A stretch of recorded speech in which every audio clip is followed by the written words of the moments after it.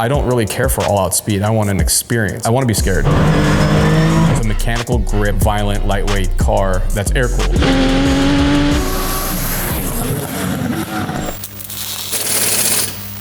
I'm Betim Berisha of BBI Autosport, and now where we're at right here, Pristine Motorsport, downtown Huntington Beach. I work on cars.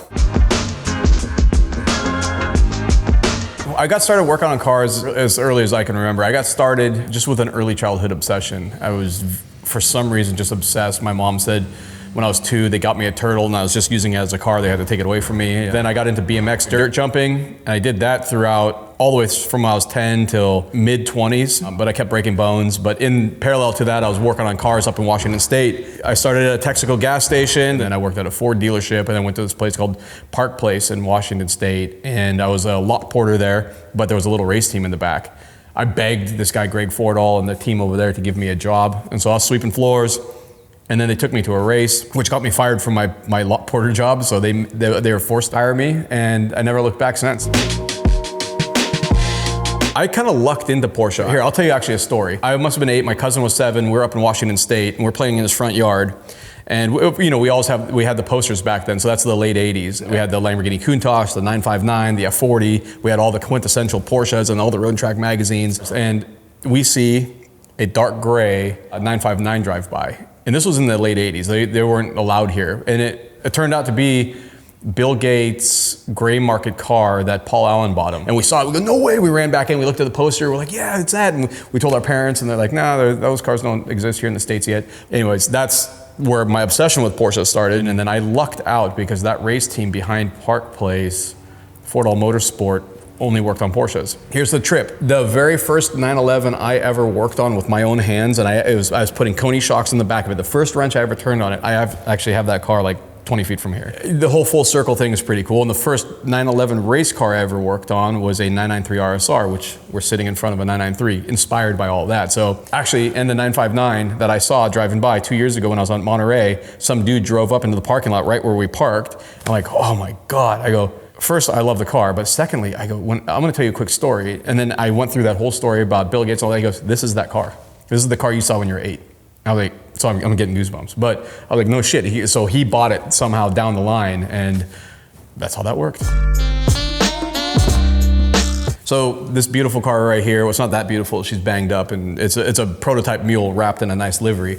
But what this car is kind of the culmination of everything we've learned and everything we like about every project we have ever done wrapped into one car. So obviously 993 left a lasting impression on me. I had a 992 GT3 that I really, really liked, the suspension and the way it felt. And so, but I didn't like how big the car was. And then I have the brown 911, the 81 SC that I just love, but it makes like 100 horsepower. Hoonigan is a huge inspiration here. All of the Jeff Swartz hill climb cars we've done in the past, Lucy at Pikes, all of those cars, all of the DNA is transferred into this thing. So we started building our dream car. So Dimitri, myself, Sander, the whole team at BBI, we started just brainstorming what can we do, because we love the air-cooled car, but then I like the sequential gearbox that we have in the Hoonigan, and then that exact gearbox is in Joe Trin's, his black 997 GT3. So we just mixed all the stuff that we've learned in the past and then try to simplify it. The whole purpose of that is this is a prototype because we started a company called Type 99, which is a coach building company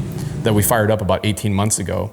And that company will produce 50 of these for the street. We'll have a comfort version and a club sport version.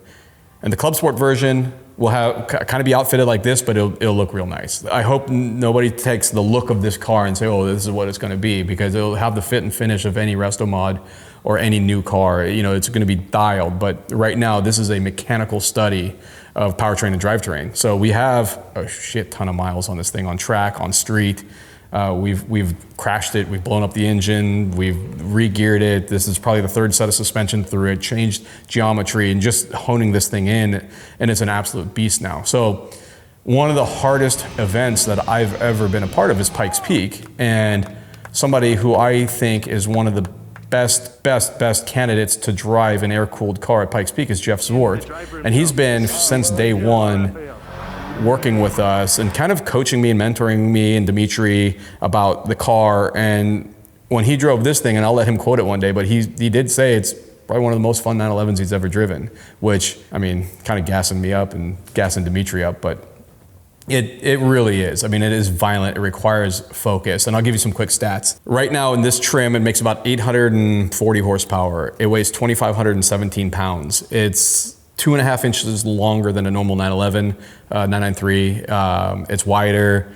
It has the geometry of a brand new race car. Paddle shifts and sequential gearbox, carbon ceramic brakes with Paget pads and Alcon calipers and the 2LE wheels, and everything is just blended together that it just, all of these things that I've listed off, it was so compartmentalized when we first got the car running, and of course, over the course of 18 months, everything's just like gelled, and the thing is just, it's exactly what I dreamt of.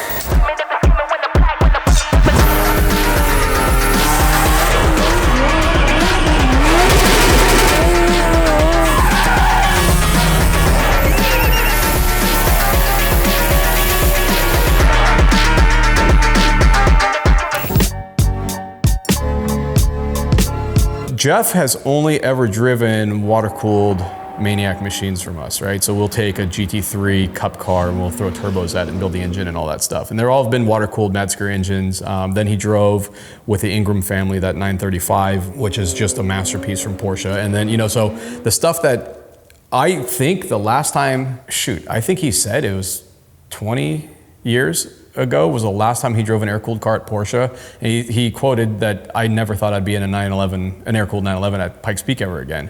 So this is extremely unique. It's a small, lightweight car. It makes zero downforce. It's just a brick because we haven't done any of the aero on the car yet, except the only thing aero on it is really the flat floor and the Virus rear wing. It's a mechanical grip, violent, lightweight car that's air-cooled. Short wheelbase, relatively nervous when you're really throwing it on the big sweepers. You truly feel like you're in a air-cooled car with that a lot is happening, times 1.5 or times 2, because like it brakes so well, it handles so well, it accelerates well. It doesn't, like, the power and everything, nothing really overshadows. It's all just elevated, and it's, sure, we could build a faster car. You know, we have a bunch of them at our shop. We have the 992 we just built for Lonnie. Lucy could be quicker, I believe, at Pikes Peak, but this is an experience. We weren't going for all-out speed. We are building a car for experience. I'm tired of all the new stuff, and I appreciate the engineering, and these cars are getting bigger and faster and faster and faster, but they become this couch, and I call them big cars now. They are so easy to go fast. And I don't really care for all-out speed. I want an experience. Like, I can go get all-out speed. I can go buy a new Corvette. That's all-out speed, you know, and that's comfortable and it's safe and all that. But I want to be scared. I want to get off. The whole point is I downhill ski backcountry, I downhill mountain bike, and I race shifter carts every once in a while and touch and goes. And those are the things that actually quiet the noise in my mind. And this car, right? The Hoonigan did it. Like when we took it ice racing, I got out of that car like, oh, thank you. It was so good, right? When I get out of cars that you forget what you're doing except for focusing on it, that's it. There's no distraction. You have no bandwidth for anything else. The new stuff, like I said, is faster, better, cooler, blah, blah, blah, blah, blah, blah. But you could text, have a phone call, and drink your coffee and still outlap most cars out there. And that, to me, is great, but that's not for me. For this particular car, the car was already built and ready to go. We did some testing with Jeff early in the season, and we just had to keep honing it, and then we went out and tested it even more, and then pretty soon we're like, all right, we need to just wrap it and get it on the truck, right? So that was an odd thing for us. We lost an axle twice, because the first time we didn't have enough parts to just hobble it together, then overnighted some parts, but that's really it. I mean, the car was awesome. I mean, aside from normal race car stuff, it was great. Yeah, the team did such a good job. This did really well at Pikes, actually. It got, I don't know what it did overall, but in class, it got 6th in class, which I'm extremely impressed with. I'll make an excuse. Jeff just kills it mid-top, right? And the bottom, this car doesn't shine at the bottom because that's big wheelbase cars just eat up those big long sweepers, 130, 140 mile an hour cars, where this car, there's no downforce, and you're driving this thing, right? But when he gets into the W's and up top, he just closes the gap. And technically, when we were up there, he was either first or second every single time. To our luck, it got windy during the race day, and there was sustained 80 mile an hour winds, and there was blowing rocks across the track. So they called to close the track halfway up. Some of the cars came down, the safety vehicles with holes punched through the windows. It was unfortunate, but to get sixth there is unbelievable. And, you know, for a creation that Dimitri and the team, we just dreamt up and then made it. Like, I mean, you'll see a picture of it, but there's not a whole lot of 993 left in this thing, in the shape, but it's a full geometry, full study. I mean, it's everything's touched. I mean, the engine's lower and further forward. The weight distribution is getting closer to the 50-50 mark. There's just so much that this car is different than a 911, but then you still get in it, you're like, I'm driving a 911.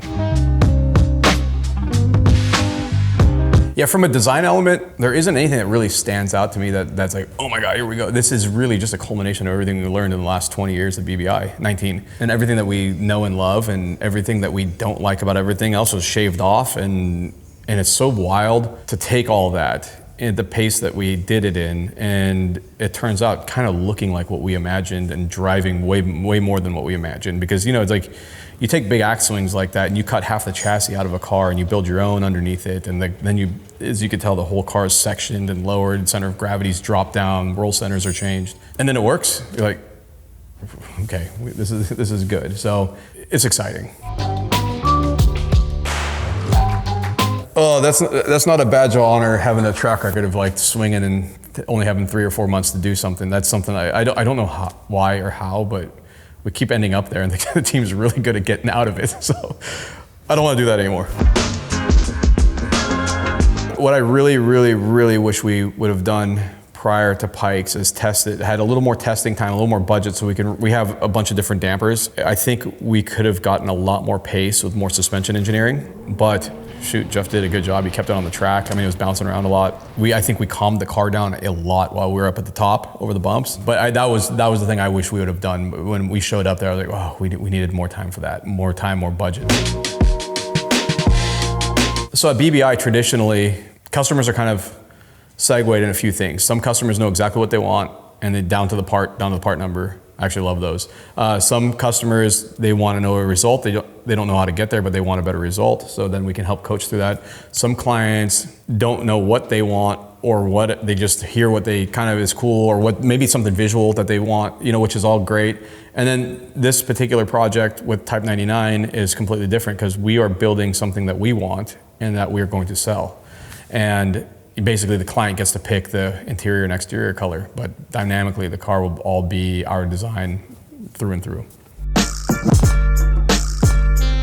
So the real list is we're keeping the car air-cooled, which I love the feeling and the sound of an air-cooled engine. You get an option of a 6-speed or a sequential. I like a paddle-shifted sequential because, I mean, everybody has a 6. If you want to go drive a 6-speed car, I don't know if this is the one for that. You know, so paddle shift, it still has a clutch pedal, but you're going to get the 2 other options, which are like comfort, which won't have the FIA cage or the FIA fuel cell in it, to have a more standard fuel cell and an integrated skeleton inside that's hidden by interior panels. But the FIA car has an integrated fire system and anything you need for racing also. They're all going to be street legal. The idea is just to have something similar to like, you know, like Ferrari FXX program or the GT2 Club Sport or the 935, like cars that aren't really homologated to go race anywhere, but they are purpose-built race cars. But we wanted to take that element with all that beautiful trim, the interior.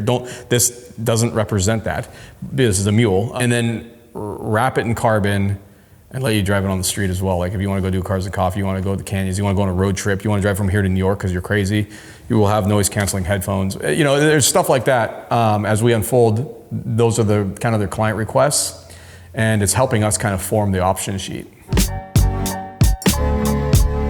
So we're going to continue moving into this next year to close out the rest of the year. We're going to continue developing the engine and gearbox in this thing. I think we've got the suspension pretty close, and we have a set of street tires for it. We'll continue to do some street driving. We're going to go to thermal in September and do more heavy heat testing with it. I'm gonna bring a couple clients out to have them drive the car as well. And then October, November, December, we're gonna start building car number 1. And then that will take us out for the next 5 years.